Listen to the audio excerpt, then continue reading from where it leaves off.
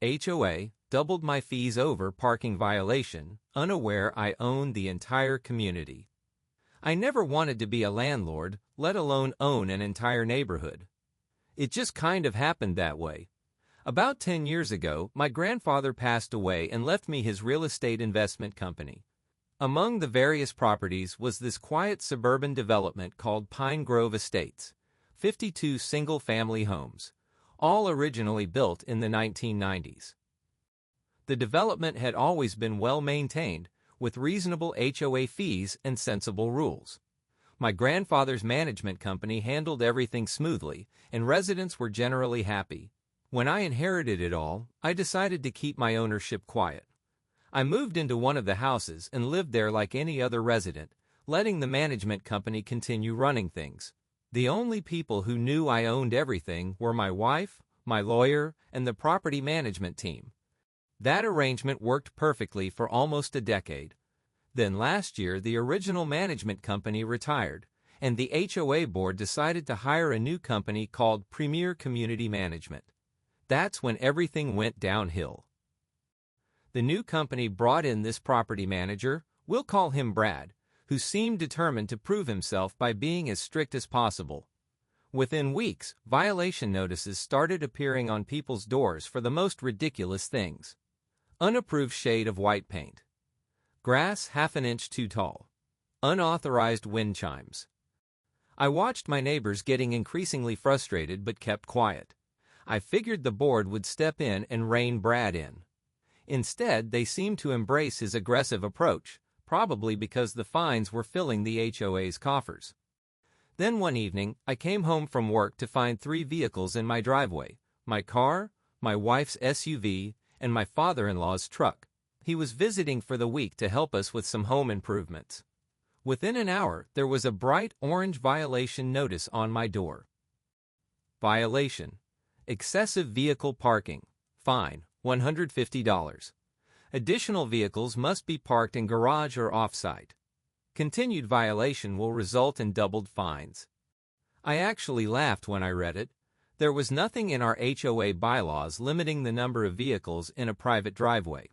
I'd approved the original rules myself back when my grandfather was teaching me the business. The next morning, I went to the HOA office to dispute the violation.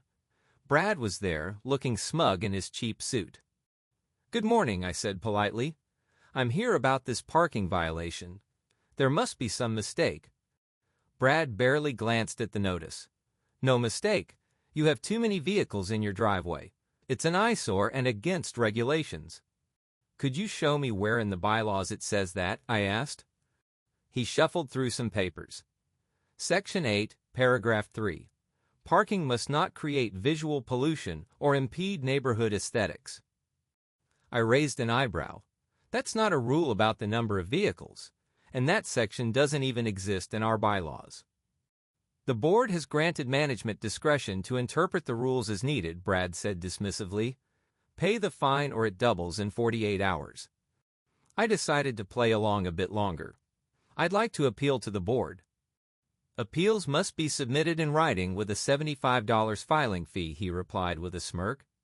"But I should warn you, the board supports my interpretation of the rules." I left the office and decided to do some digging. Turns out Brad and this management company had a history of aggressive fining at other communities. Several had terminated their contracts after resident complaints. But our board was apparently happy with them because the HOA's revenue had increased by 400% in just 3 months. 2 days later, another notice appeared.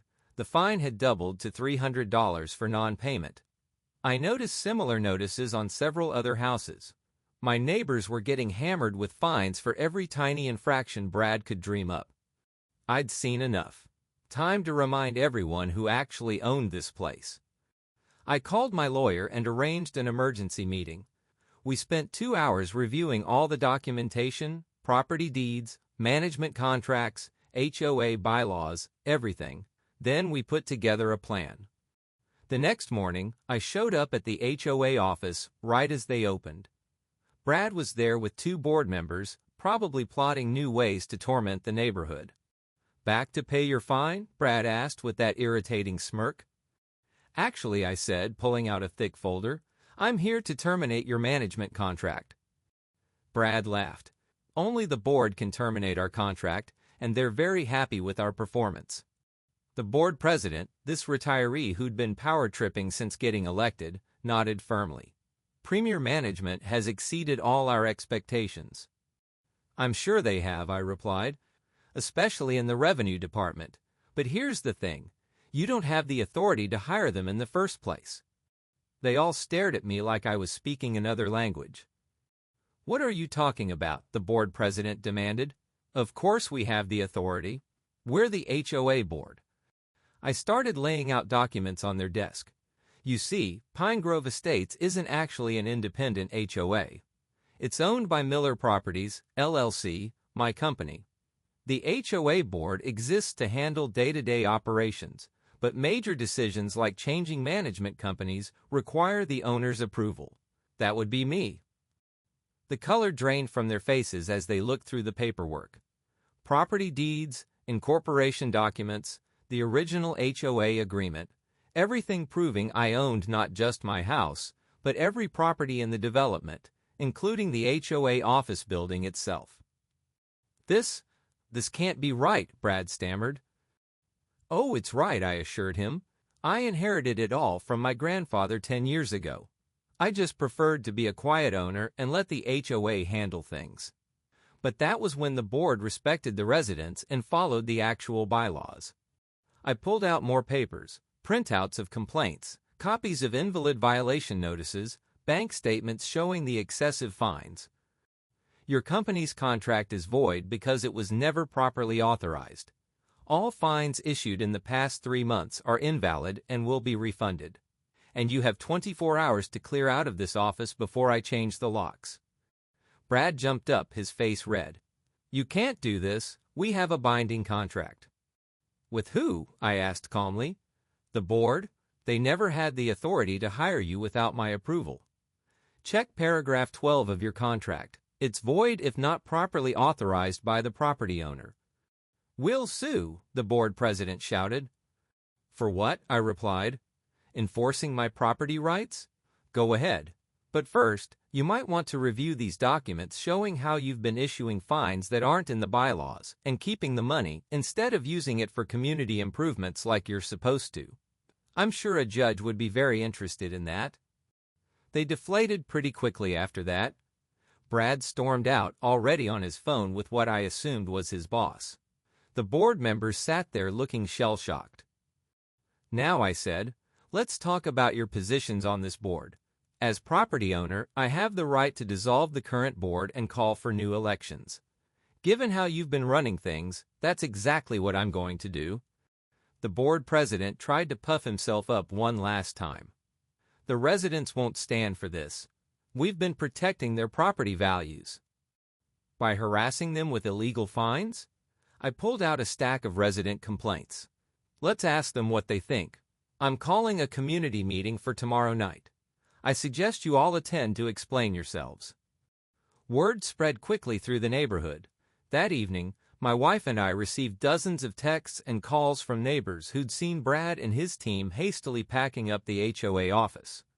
Some were worried the HOA was being dissolved completely and property values would tank. I assured them that wasn't the case. The community meeting the next night was packed. I'd never seen so many residents in one place.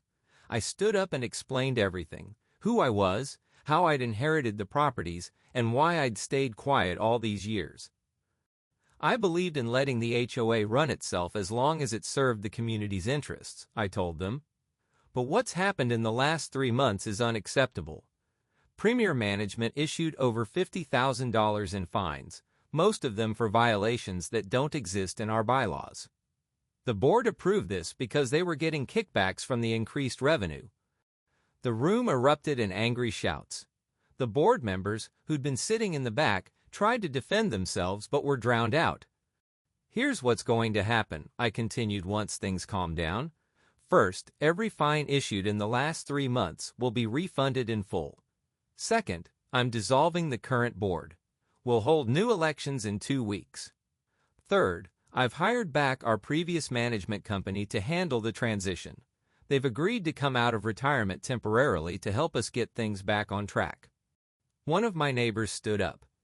What about our monthly HOA fees? Premier raised them by 30%. Those are going back to the previous rate, I assured him. And to make up for everything that's happened, I'm giving everyone a 3-month credit on their fees. The room burst into applause. Then another neighbor raised her hand. Why tell us all this now? Why not just stay quiet and run things from behind the scenes? I thought about it for a moment. Because this community works best when everyone's cards are on the table. I may own the properties, but you all make this neighborhood what it is. You deserve to know who's really in charge and have a say in how things are run. Over the next few weeks, things started getting back to normal. The previous management company helped us sort through the mess Premier had left behind. We discovered they'd been double charging for services, padding maintenance bills, and hiding complaints from residents. The new board elections brought in a good mix of longtime residents who genuinely cared about the community. I made it clear that while I'd maintain oversight, I wanted them to handle the day-to-day operations. No more power trips or excessive fines, just reasonable rules fairly enforced. Brad tried sending a threatening letter from his lawyer, but that went nowhere fast. My lawyer sent back copies of all the illegal fines and billing fraud we'd uncovered. We never heard from them again. The board president and his cohorts tried to save face by claiming they were misled by Premier, but emails proved they knew exactly what was going on. They ended up moving out of the neighborhood within a few months. Good riddance. These days, Pine Grove Estates is back to being the peaceful community it was meant to be. The HOA fees are reasonable, the rules make sense, and nobody's getting fined for unauthorized wind chimes anymore. My neighbors still tease me sometimes about being their secret landlord all those years. But most of them understand why I kept quiet. It was never about control or power, it was about preserving the community my grandfather built. Last week I was out walking my dog when I ran into my next-door neighbor. She pointed to her driveway where 3 cars were parked. "Any chance I'll get a fine for excessive vehicles?" she asked with a grin. I laughed. "Only if you start parking them on your lawn." Update. 6 months later. The aftermath of taking down a corrupt HOA. Long. A lot has happened since I exposed Premier Management schemes and revealed my ownership of Pine Grove Estates.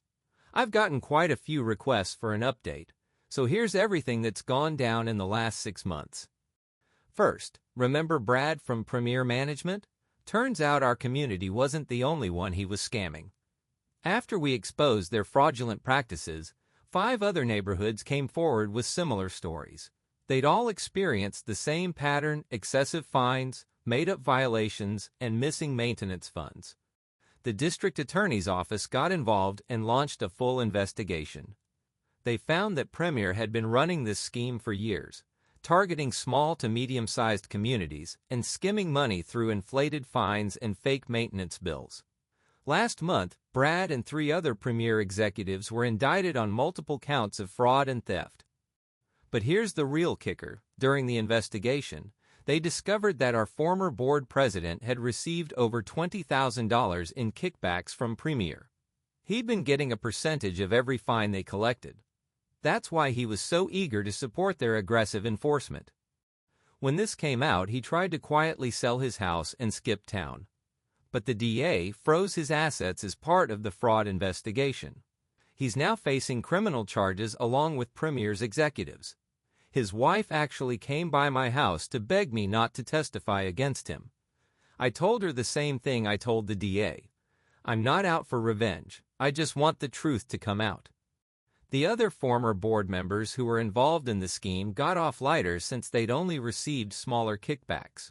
They still had to pay back everything they'd taken, plus penalties. Most of them have moved away, unable to face their neighbors after everything came out. As for the community itself, things have improved dramatically. The new board is working out better than I could have hoped. Instead of power-tripping retirees, we now have a mix of young families and longtime residents who actually care about making the neighborhood better. One of their first acts was to review and simplify all the HOA rules. We got rid of the ridiculous restrictions about paint colors and garden ornaments. Now we focus on what really matters: maintaining common areas, ensuring safety, and preserving property values without micromanaging everyone's lives. The monthly fees are back to their original reasonable levels, and this time we have strict oversight on how the money is spent. Every expense is documented and available for residents to review. We even set up a community website where people can track projects and maintenance in real time. Remember all those invalid fines Premier issued? It took some doing, but we managed to refund every penny. Some residents used their refunds to make home improvements they'd been putting off because of Premier's excessive fees. The neighborhood is looking better than ever, and it's because people want to improve their homes, not because they're being threatened with fines. We've also started some new community initiatives. There's a monthly food truck festival in the common area, a community garden project, and regular social events that actually bring neighbors together instead of driving them apart. Attendance at HOA meetings has tripled, not because people are afraid of getting fined, but because they want to be involved. The changes have had a surprising effect on property values too. Despite Premier's claims that their strict enforcement was necessary to protect our investment, home values have actually increased since we went back to reasonable management. 2 houses sold recently for well above asking price. Turns out buyers prefer communities that aren't run like mini dictatorships. I've gotten a lot of questions about why I decided to keep my ownership quiet for so long. The truth is, I learned a valuable lesson from my grandfather. He always said that the best landlord is one who empowers their tenants to take pride in their community. By staying in the background, I was able to see how people naturally wanted to maintain and improve their homes when not being constantly harassed. But I've also learned that sometimes you need to step in when things go wrong. Since this all happened, I've been more open with residents about my role. I still let the board handle day-to-day operations, but everyone knows they can come to me if there's a serious problem. This open communication has led to some great improvements. Last month, a group of residents came to me with a proposal for adding a small playground in one of our common areas. Instead of getting bogged down in HOA bureaucracy, we were able to quickly approve the project and get it done. The kids love it, and it's brought families in the neighborhood closer together. We've also had some unexpected positive changes. Remember my neighbor who had 3 cars in her driveway? She's now on the board and heads our community outreach committee. She organized a neighborhood watch program that's actually about keeping each other safe, not spying on people's garbage can placement. The previous management company that came out of retirement to help us transition has decided to stay on part-time. They're training a younger team to eventually take over, ensuring we'll have competent, ethical management for years to come. We even turned Premier's old office into a community center. It's now a space where residents can hold meetings, kids can do homework after school, and people can just gather to socialize. The room where Brad used to plot his schemes is now used for weekly senior coffee meetups and children's art classes. Last week, I got a letter from a resident who's lived here since my grandfather's time. She wrote about how the neighborhood feels like a real community again, just like it did when it was first built. That meant more to me than any property value increase ever could. There have been some funny moments too. During the DA's investigation of Premier, they found a detailed spreadsheet Brad had kept of potential violations to look for. Some of the items were absolutely ridiculous: excessive bird feeder activity, non-regulation doormat thickness, and my personal favorite, suspicious garden gnome positioning. We framed that list and hung it in the community center as a reminder of how not to run an HOA. It always gets a laugh during meetings. The whole experience has taught me a lot about the right way to manage a community. It's not about strict rules and harsh penalties. It's about creating an environment where people naturally want to maintain their properties and help their neighbors. I still own all the properties, but now everyone knows it's not just an investment for me, it's a legacy I want to preserve and improve. My grandfather built this community on the idea that people deserve a nice place to live without being harassed in their own homes. I think he'd be proud to see that principle restored. As for the future, we're looking at some exciting projects. The board is working on plans for a small community pool, something residents have wanted for years, but Premier claimed we couldn't afford, while they were pocketing all those fines. We're also exploring solar panel installations to reduce everyone's energy costs. But the best part is seeing how people have relaxed and started enjoying their homes again. Kids play in their yards without parents worrying about fines for excessive recreational noise. Gardens are blooming with all kinds of flowers, not just the approved varieties. Front porches have rocking chairs and wind chimes, and not a single citation has been issued for it. The other day, I overheard someone giving directions to their house.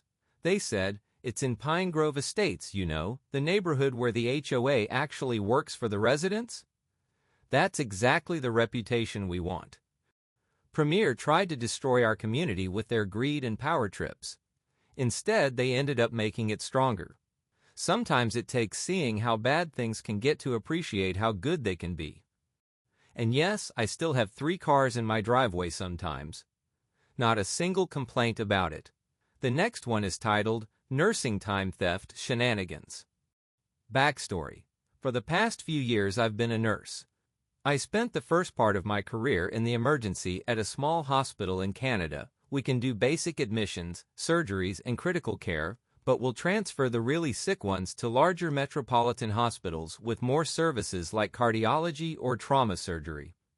Because the population we served was so small, we ran with the bare minimum of nurses to keep the department afloat, usually resulting in an extra patient per nurse, compared to other hospitals but with a lower acuity level, on average, so it balances out. As a result, we would often be overwhelmed during the second half of the day shift and the start of the night shift when it was most busy, but due to low volumes of patients, later on in the night, we often were well enough staffed to easily handle the workload. I.e., we could safely run even fewer nurses, but management hadn't gone there.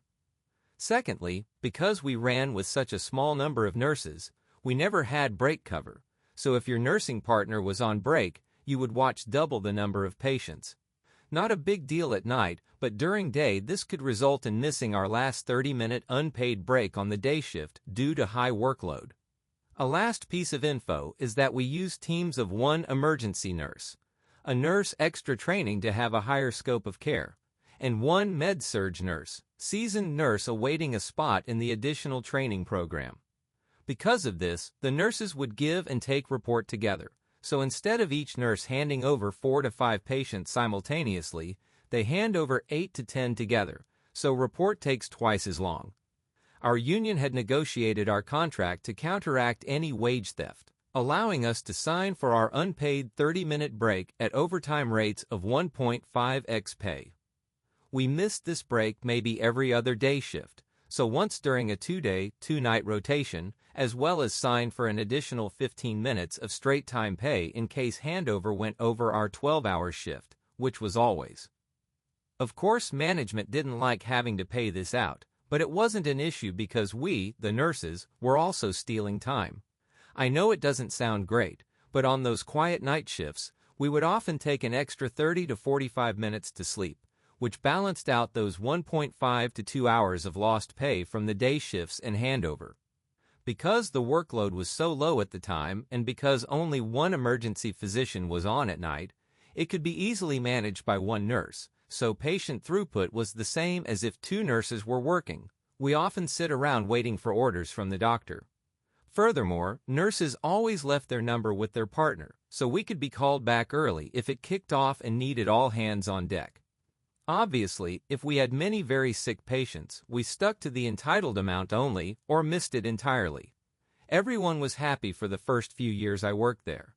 The management, and therefore government, saved the extra pay without affecting patient throughput, and the extra sleep time on break really helped to maintain nurse well-being as well as making the switch from nights back to days much easier.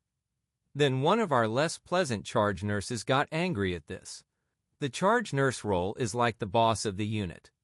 On most units with admitted patients, this was an 8 to 16 Monday to Friday type gig that was covered by regular bedside nurses when the charge nurse wasn't there.